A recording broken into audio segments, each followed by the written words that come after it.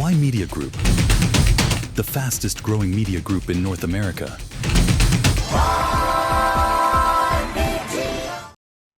Hello and welcome to Why Media Newsroom. I'm Ramona Singh, and it's always so great to spend this time with you. Well, we have a lot of updates today when it comes to the official residence of the Prime Minister's home. There's the latest development there. We've been waiting for answers for about a decade, and we have a lot going on when it comes to business news. Well, starting with our top story, which is Prime Minister Mark Carney has now announced that the federal government will restore 24 Sussex Drive, Canada's long vacant official prime ministerial residence through fundraising campaign, and then essentially retiring. Essentially the reason that there was a delay in making a decision was because previous prime ministers felt that, if they use taxpayer dollars and the amount of work that it needs to take and the dollar figure is quite high, that maybe it's not the best use of the taxpayer dollars. But I think I disagree. It is the prime minister's official residence. It is part of Canadian history.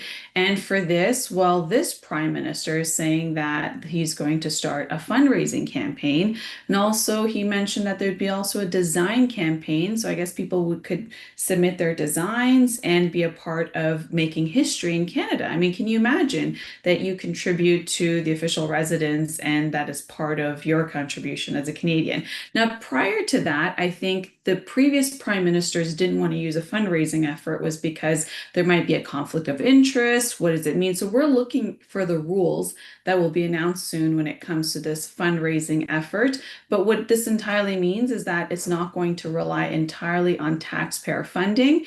And this announcement ends years of uncertainty when it comes to the future of this historic residence that is the Prime Minister's home. So now, if you recall back in 2015, when Prime Minister Justin Trudeau won his historic election, Stephen Harper was the last Prime Minister who lived at 24 Sussex. And after the 2015 election, essentially, Prime Minister Justin Trudeau moved off out of the residence. He didn't even move in, and he stayed on site at the Rudeau residence. And since then, it's just been in a situation where it's been vacant, even though the government said that the goal is to preserve one of Canada's most recognizable official residents. This invites this entire situation where you can have donations to offset the restoration costs. And this is something that we're looking forward to. Now, 24 Sussex has served as the official residence for the Canadian Prime Minister since 1951. It has been vacant for most of 10 years. And this is a time where you have the property that has suffered from aging infrastructure, asbestos concerns, and outdated mechanical systems. And we also heard about pest infestation. So there's a lot of money that requires to go into this, but we don't know the full price yet. This is what we're waiting on from the Prime Minister's office to find out essentially how much will it cost, what are the fundraising rules, and this will be a time where we can restore it and have the Prime Minister move into what is historic and part of Canadian history. And I want to talk about what we're seeing take place in the provincial government. We've heard of polls of late that say that Premier Ford is not doing as well in the polls. And if you recall, just a week ago when he was asked a question at a press conference, he said he's no Justin Trudeau. But now there is a new Abacus Data poll that suggests 70% of Ontarians believe it's time for a change at Queen's Park, despite Premier Ford being the most recognizable name, and despite that, he's still leading in the current voting intentions. So what does that mean if he's leading in the voting intentions, yet almost 70% of Ontarians want a change at Queen's Park? Well, that sounds like a contradiction. Well, this points out that there are growing voter fatigue after years of PC government, with concerns over affordability, housing, healthcare, and cost of living that have emerged as the dominant issues. Now that happens, right? That's how waves are created. When a party's in government for almost a 10-year mark, then essentially a wave comes in and you'll have the opposition party or another party coming in. Now, it's always between the PCs, conservatives, or the liberals. And so we're seeing this fatigue where The Ontario Liberal Party does not have a leader yet. They're polling quite high. They're only 9 points behind the PCs. So that is an interesting scenario to see that a party that doesn't have an official leader yet is, shy of 10 points, below the sitting incumbent premier who's won three massive majority elections. And so this finding highlights what we're seeing as a political reality, where many voters may be ready for a change in principle, but the opposition has yet to convince enough Ontarians that there is a strong opposition. We saw that in the last three elections, where Premier Ford ran against opposition leaders that perhaps weren't that well known. The NDP leader, Merritt Stiles, ran her first official campaign just last year. Prior to that, you had Bonnie Crombie as the Liberal leader, and then before her, it was Del Duca, and then before him, it was Kathleen Wynne, who lost the election to Premier Ford back in 2018. So now this Abacus Data poll essentially surveyed 2,182 Ontarians from June 12th to June 17th using an online panel based on the Pure Spectrum platform. And while the opt-in polls cannot be assigned a margin of error for comparison purposes, a random sample of this size would have one of the plus or minus 2.1 percentage points 19 times out of 20. So let's take a look at what we're looking at. So Doug Ford's Progressive Conservatives won in 2018, a massive majority. And then again in 2022 and then 2026, 2025. So 2018, 2022, and 2025. And this was historic because it's not common to have a party win a third election. Now, the question remains on the fourth election if it's still going to be the same PC leader.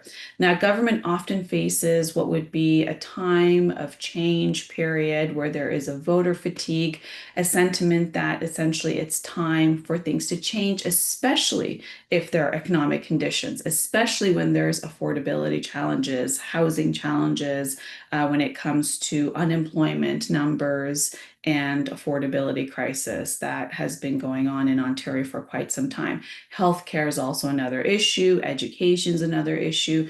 So this Abacus poll has found that 70% say it's time for a different government, but only 30% believe the PCs deserve another mandate. So despite this sentiment, the PCs remain quite competitive because opposition support remains divided among the Liberals, NDP, and very minor Green Party. So this poll is essentially showing that there's a difference between government satisfaction and what would be a voting intention. So now the Liberals will have a leader chosen in November of this year. And what this will do is it might change the numbers for Premier Ford and what it means in terms of having an official Liberal leader. Now, the NDP are the official opposition, but they usually track behind the Liberals. So not to say that this next election, which is in another 2.5 years away, is going to be a very interesting one to see will Premier Ford still run and will mean for the Liberals who seem to be coming up in the polls. And that could also be because, Prime Minister Mark Carney has been leading consistently since he got elected last year, and that could also affect the poll numbers of the Liberals in Ontario. So that's what we're looking forward to see how things change. And a former correctional officer at the North Fraser Centre has been charged with 9 criminal offenses, including obstruction of justice, followed by a lengthy investigation into alleged misconduct inside one of British Columbia's largest provincial jails. The charges stem from allegations that the officer helped facilitate smuggling of contraband into the institution and interfere with police investigation. The case raises fresh concerns about corruption, inmate influence, and security inside provincial correctional facilities. Now, the background on this is just shocking because rarely do you hear about this when it comes to people who are in position of power, and more specifically when it comes to law enforcement. So now this investigation began after allegations of misconduct involving the correctional officer, and the facility is one of BC's largest remain centers housing inmates awaiting trial and sentencing. Now, the police who are investigating this case allege that the officer abused a position of public trust by assisting criminal activity inside the institution. Now, the investigation was conducted jointly by the police and the correctional authorities over several months before charges were laid. Now, the latest case follows several high-profile security concerns at the jail in recent years, including the 2022 escape of the organized crime figure Rabia Al-Khalil, although authorities said that this investigation is not related to that escape. So now in this case, correctional officers are entrusted with maintaining safety and integrity in Canada's justice system. So when you have allegations of an officer that has helped introduce contraband, which is illegal, obviously, or obstruct investigations that undermine the confidence in the correctional institution, this of course threatens staff safety of the other correctional officers, as well as what it means for the organized crime network that is inside prisons, and it of course jeopardizes the rehabilitation efforts of convicted offenders. So this case is highlighting what are the growing challenges inside the correctional agencies and when it comes to preventing corruption, intimidation, and organized crime influence. As this is an evolving story, of course, we're going to bring you the latest. Now, Alberta has been making headlines all kinds of ways when it comes to a surplus in their oil and gas sector, where Premier Daniel Smith, sent a $100 check to about 3 million Albertans. And then there's been the headlines about the referendum that Alberta is having later this year and the separatist movement. But now Alberta is making headlines for the fact that it's going to open power grids to AI data centers. Now, AI data centers have been talk of the news as AI is the future and it needs to be backed by data centers. In this case, AI is creating an enormous demand for electricity around the world, and Alberta wants to position itself as Canada's AI capital without overwhelming its power grid. Now, Alberta is introducing a new what it's called as Bring Your Own Power policy aimed at attracting billions of dollars in AI investment. Under the new framework, companies building massive AI data centers will be allowed to temporarily connect to Alberta's electricity grid for up to 3 years while constructing their own long-term power generation facilities. The move comes as Alberta is receiving proposals for 33 new AI data centers, projects that would require more than 20,000 megawatts of electricity, roughly equal to the province's entire existing power generation capacity. This is actually a concern for many of the different cities or towns that have projects for AI centers coming through, because it really takes up a lot of electricity. Essentially, in this case, it's 20,000 megawatts of electricity. Now, the province has spent years marketing itself as a global technology hub for companies, essentially saying that this is inexpensive to come to Alberta when compared to expensive locations like parts of British Columbia or Ontario, well, Southern Ontario anyway. And so this is a way that Alberta is saying, we have inexpensive land, we have cool weathers, which is required for data centers, and essentially, which will be less expensive for the cooling costs and abundance of natural gas resources. This is all part of a way to be able to attract more investment dollars into Alberta. Now, supporters say that the policy strikes a balance between economic growth and protecting consumers from rising electricity prices. But of course, with every supporter, you are going to have critics, and the critics warn that Alberta will become a place where investment dollars will come, but what if it gets the formula wrong? What if an ordinary household could eventually face a significantly higher hydro bill as the AI demands continue to surge? Do you recall when Ontario had the highest electricity bills? Well, this is something that Alberta does not want to get wrong. Now, on a recent Angus Reid survey found that nearly 7 in 10 Canadians oppose having large AI data centers built near their communities. They're saying that this is an issue of public concern over electricity consumption and what would be their environmental impacts. Now, this is becoming one of the biggest economic stories of the decade. Around the world, countries are no longer competing simply for what would be factories and manufacturing hubs, but now they're competing for AI infrastructure. Can they host it? Are they able to attract the dollars into their communities? And then the opposing side is that what do the people who live in those communities feel about data centers coming near their homes?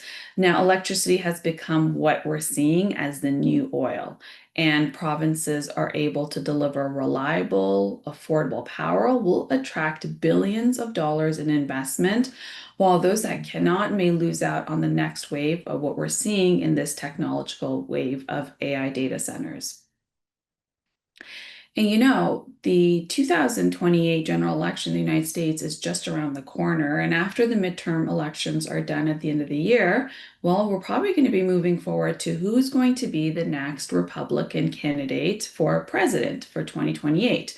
Well, there's a lot of speculation that Vice President J.D. Vance wants to run, as well as Secretary of State Marco Rubio. And now the latest announcement comes as JD Vance has raised $4.2 million in Silicon Valley. So this is a time where you have California as essentially a Democratic state, yet Vice President J.D. Vance has strengthened the Republican fundraising efforts in one of the most Democratic states in the country, as he's now raised approximately $4.2 million during a Republican National Committee fundraiser held in Silicon Valley. Now, this event was hosted by venture capitalists and as well as attracting prominent technology executives, investors, and entrepreneurs. So around 24 attendees reportedly paid $250,000 each to attend to be near the vice president, essentially potentially seeing him as a front runner for who would be the next presidential candidate for the Republican Party. And before entering politics, well, you had, J.D. Vance is quite young. He worked in venture capital and has maintained close ties with the technology industry. So here you have it. He's raised approximately $4.2 million. Now, this fundraiser highlights the Republican Party's growing efforts in terms of building support in technology leaders. And what we've seen take place, if you recall, President Trump's inauguration, he had all the tech billionaires attend the event in the White House. So this seems to be something that seems to be of a trend where tech billionaires definitely want to be involved with who's going to be the next president. And in this case, it looks like JD Vance is making his rounds to raise funds. We're going to take a quick break and we'll be right back.